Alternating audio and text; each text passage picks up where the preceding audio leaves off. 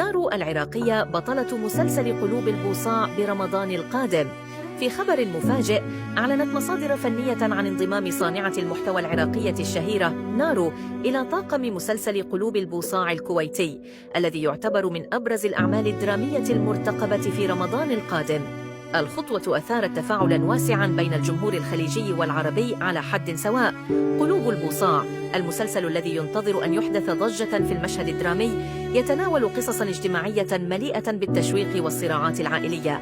نارو ستؤدي دور شهد، الفتاة الطموحة التي تجد نفسها محاصرة بين تقاليد المجتمع وطموحاتها الشخصية.